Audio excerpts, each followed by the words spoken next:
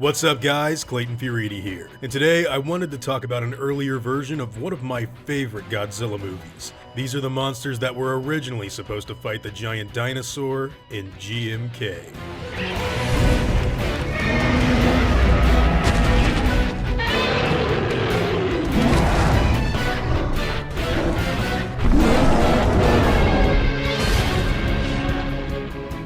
So if you've seen GMK before, or Godzilla, Mothra, and King Ghidorah, Giant Monsters All-Out Attack, as it's formerly known, you know all about how insane that movie's plot is. Basically, the original Godzilla that was killed in 1954 returns to Japan in 2001. Only this time, he's actually possessed by the vengeful and restless souls of those who were killed by the Japanese military during World War II. And they didn't exactly bring Godzilla back to life just to accept any apologies.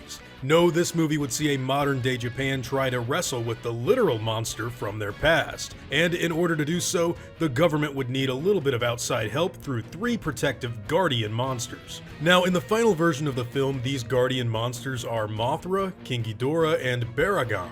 But in the original version of this movie's script, they were actually supposed to be Varan, Anguirus and Baragon, which logically speaking makes a hell of a lot more sense when you actually start to think about it. You see, the reason Mothra and King Ghidorah were thrown into this movie was actually far less related to their importance in the film's story and much more having to do with basic marquee value. After the disappointing ticket sales for Godzilla vs. Megaguirus, Toho thought that their newest Godzilla movie needed some hard-hitting monsters that everyone knew and loved in order to sell. So putting Mothra and King Ghidorah in there was the safest call to make on a story level. However, in retrospect, this doesn't really make a lot of sense if you know even just a little bit about these monsters' backstories. Sure, Mothra has always been depicted as something of a savior, but she's kind of always had her own island, people, and ideals to look after when compared to the others. And King Ghidorah being a savior of planet Earth is absolutely insane for anyone that knows the bare minimum about the character. This guy is supposed to be an evil space dragon from outer space. Why would he care about saving Japan at all?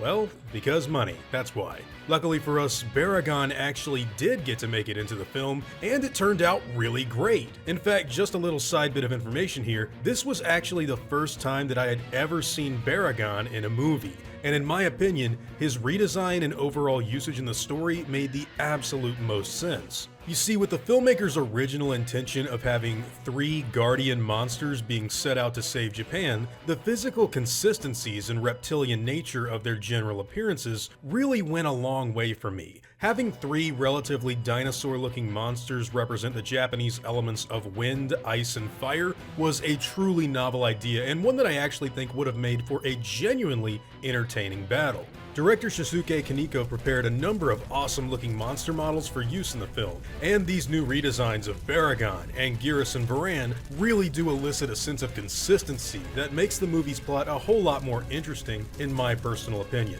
Now again, I actually really love GMK, and it's in my top 10 favorite Godzilla movies, but just imagine how awesome the film would have been if it had committed to redesigning Varan and Anguirus for the film instead of Mothra and King Ghidorah, 2 monsters that show up in damn near every Godzilla movie every 5 years or so. But anyways, those are all just my own thoughts on the subject matter. What do all of you guys think? Are you fans of this earlier version of the GMK script? And what do you think about these redesigns of the classic Toho monsters? By the way, if you haven't seen this movie, do yourself a favor and watch it immediately. You will not be disappointed. Now, whatever your own thoughts and opinions happen to be, I'd love to hear them in the comments down below.